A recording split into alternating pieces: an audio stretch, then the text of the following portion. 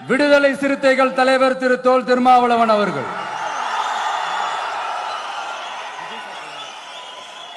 அவங்களால இன்னைக்கு வர முடியாம போச்சு.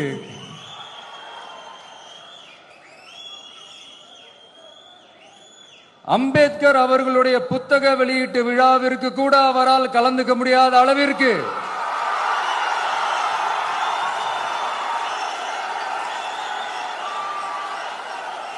கூட்டணி கட்சிகள் சார்ந்து எவ்வளவு பிரஷர் இருக்கும் என்று என்னால் யூகிக்க முடிந்தாலும்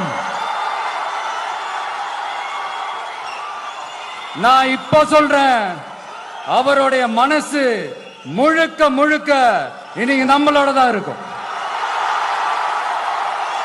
நன்றி, வணக்கம்.